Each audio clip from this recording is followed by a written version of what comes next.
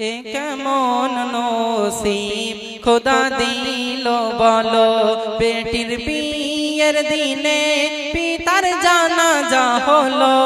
এ কেমন নসিব খোদা দিল বলো, বেটির বিয়ের দিনে পিতার জানাজা হলো। এ কেমন নসিব খোদা দিল বলো। কোন এক গ্রামে এক দুঃখী পরিবার প্রসব কালে বিদায় নিল বিবি তাহার। আসমান যেন ভেঙে পড়ে তাহারি মাথায়, না জানি কি লেখা আছে জীবনের খাতায়। কচি মুখ দেখে পিতা সবই ভুলে গেল, অতি আদরে ধীরে ধীরে বড় করিল, তারে বড় করিল। স্নেহ মমতা পিতা এমনি দিল, মাহারানো ব্যথা কখনো না পেল।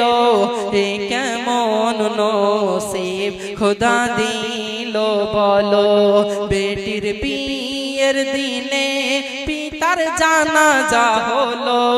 এ কেমন নসিব খোদা দিল বলো। প্রসবের যন্ত্রণা সহ্য করতে না পেরে তার আম্মা জানের ইন্তেকাল হয়ে গেল। মেয়েটা আস্তে আস্তে বড় হতে লাগলো। আব্বাকে বলে, আব্বা সকলের মা আছে, আমার কি মা নেই? মায়ের চাঁদ মুখটা দেখতে আমার বড় মনে স্বাদ জাগে, মাকে মা বলে ডাকতে, মায়ের কপালে চুমা দিতে আমারও বড় ইচ্ছা হয়।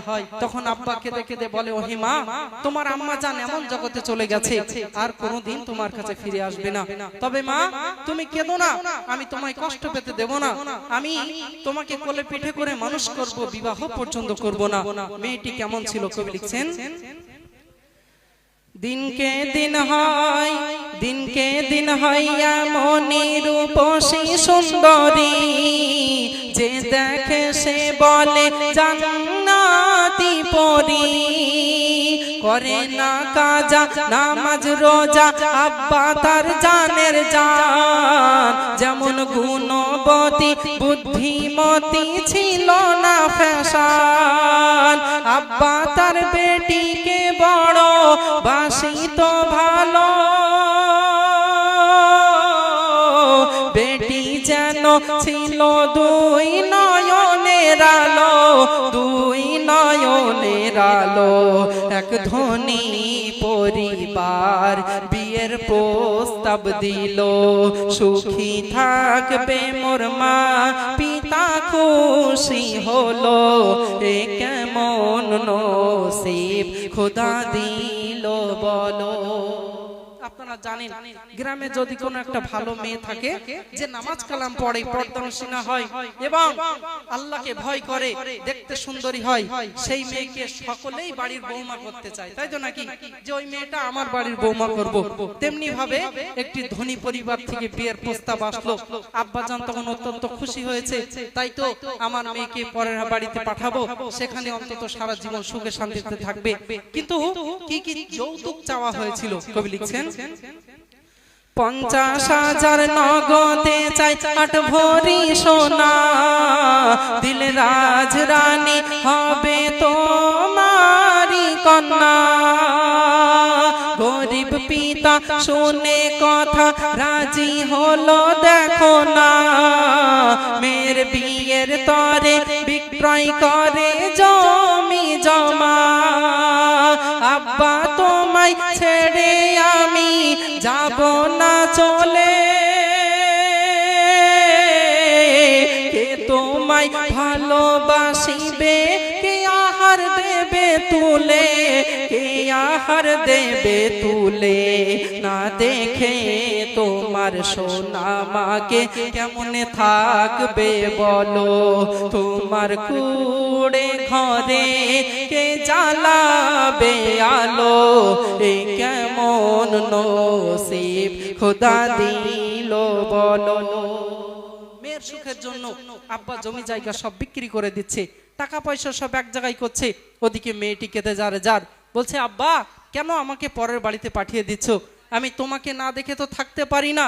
আব্বা আর তোমার এই জমি জায়গা সব কেন আমার জন্য বিক্রয় করে দিচ্ছ? মেয়েটা কেঁদে যারে যার হয়ে যাচ্ছে। আব্বা বলছে, হে মা, এই দুনিয়ায় প্রত্যেকটি মেয়ে তার আব্বার অনেক আদরের, খুব ভালোবেসে আদর করে যত্ন করে মেয়েটাকে আস্তে আস্তে বড় করে তোলে, কিন্তু প্রত্যেকটি মেয়েকে একদিন কেঁদে কেঁদে পরের বাড়িতে পাঠিয়ে দিতে হয়। আজ মা তোমাকেও পরের বাড়িতে পাঠিয়ে দিতে হবে। তুমি কেঁদো না, তারা তোমায় কষ্ট দেবে না, তারা আমার থেকেও কিন্তু তোমাকে ভালো রাখবে। তো কি ঘটনা ঘটেছিল, আব্বা তখন কেঁদে কেঁদে কি বলছে শুনুন। তিলে তিলে দেখো যারে মানুষ করতে হয়, কেঁদে কেঁদে তবু তারে পরের হাতে সঁপতে হয়। দেখতে দেখতে দেখো বেটির বিয়ের দিন এসে গেল, খাওয়া দাওয়া বিয়ে সেরে বেহাইকে ডাকিল। অসহায় ধনীর মিনতি করে, কিছু টাকা কম আছে দেব তোমায় পরে, দেব তোমায় পরে। চরম অপমান কন্যার পিতার করিল, ছোট লোকের জাত তোরা কি হবি ভালো, এ কেমন নসিব খোদা দিল বলো। বিয়ে হয়ে গেল, খাওয়া দাওয়াও কমপ্লিট হয়ে গেল।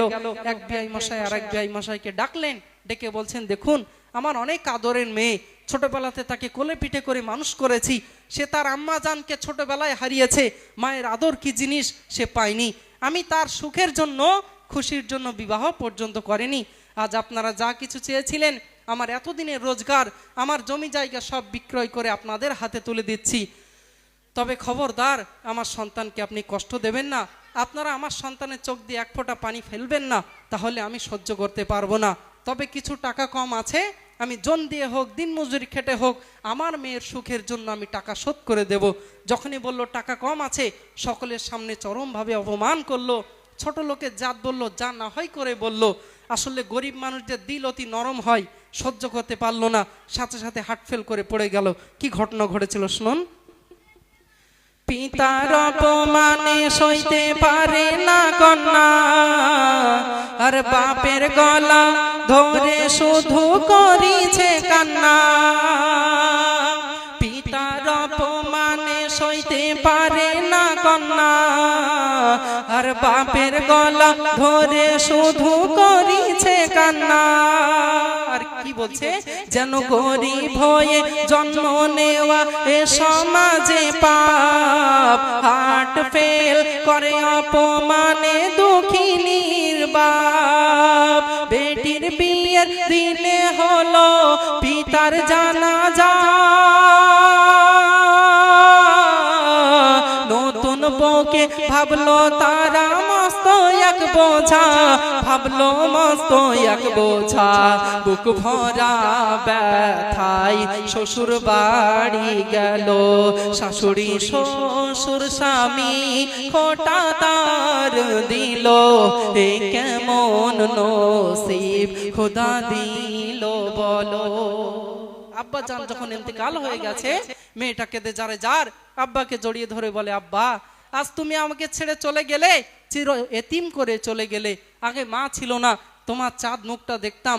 আব্বা আজ আমাকে তুমি ছেড়ে চলে গেলে, আর যাদের হাতে তুলে দিয়ে যাচ্ছ আব্বা, এরা তো আমাকে শেষ করে ফেলবে। কিন্তু কিছু করার নেই, আল্লাহর হুকুম হলে তো এক সেকেন্ড এদিক ওদিক হবে না। চলে গেল মেয়েটাকে নিয়ে, খেতে শুতে উঠতে বসতে তাকে কষ্ট দেয়, খোটা দেয়, কত কিছুই না বলে। শুধু তাই নয়, তার স্বামী কেমন ছিল কবি লিখছে শুনুন।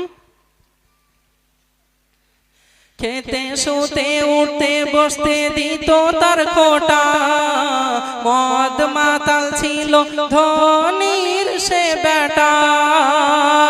ছেলেটির ছিল আবার চোখেরই নেশা, বিবি পাইনি কোনদিন স্বামীর ভালোবাসা। রাত গভীরে মদ খেয়ে করিত অত্যাচার,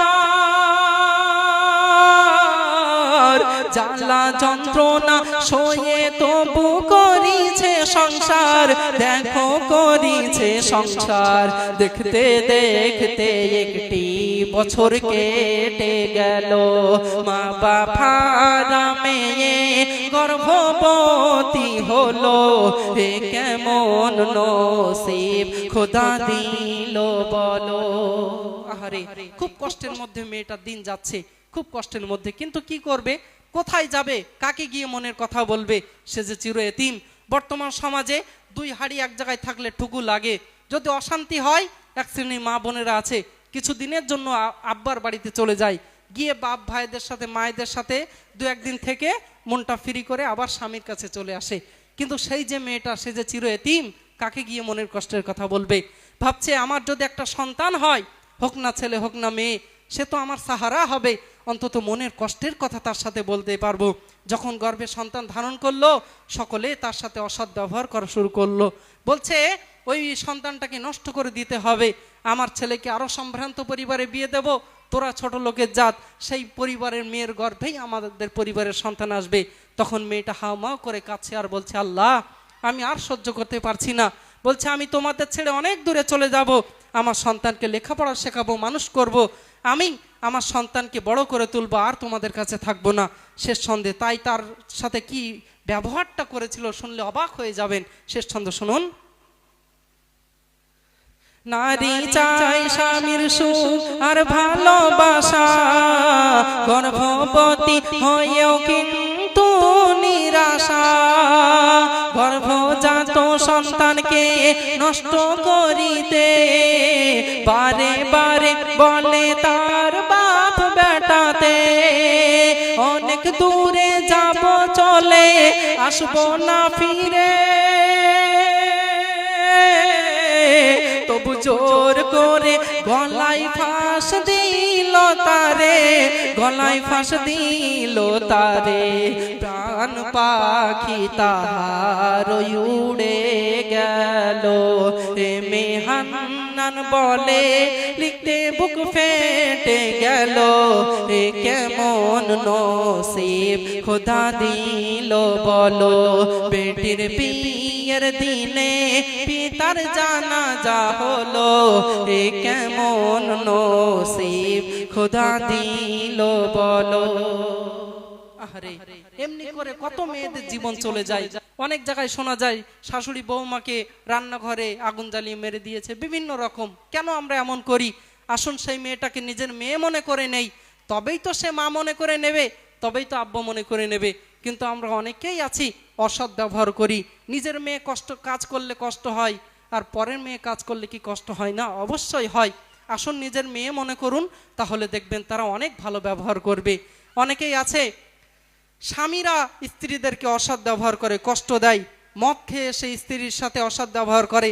একবার ভাবা উচিত ছিল সেই মেয়েটা ছোটবেলা থেকে এই পর্যন্ত তার আব্বা মায় ভাই বোনেদের কাছে কেমন ভাবে মানুষ হয়েছে। উফ বললে আব্বা মায়ের মনে কষ্ট লাগতো, ভাইয়ের মনে বোনের মনে কষ্ট লাগতো। একটা কথাই সেই মেয়েটা সবাইকে ছেড়ে আমার আপনার বাড়িতে চলে আসে, তাহলে কেন আমরা তাদের সাথে অসৎ ব্যবহার করব? এগুলো আপনারা বুঝতে পাচ্ছেন। জ্ঞানী মানুষ প্রত্যেকটি গজলে শিক্ষণীয় ব্যাপার থাকে। যেমন ধনী পরিবার থেকে বিয়ের প্রস্তাব আসলেই আমরা লাফালাফি করি, ওরে বাবারে চাকরি করে মানে বিশাল ব্যাপার, সেই বাড়িতে বিয়ে দিলেই আমার মেয়ে সুখে থাকবে। অনেকে আছে এরকম মনে করে, না আগে দেখতে হবে ছেলেটা কেমন, সে নামাজ কালাম পড়ে কিনা, তার ভেতরে আল্লাহ আল্লাহ রসুলের ভালোবাসা আছে কিনা, তার ভেতরে কবরের ভয় আছে কিনা। সেই ছেলে কোনোদিন আপনার মেয়েকে কষ্ট দিতে পারে না। গরিব হতে পারে, কালো হতে পারে, তবে আপনার মেয়েকে সে সুখে রাখবে। আপনারা জ্ঞানী মানুষ বুঝতে পারছেন। যাই হোক।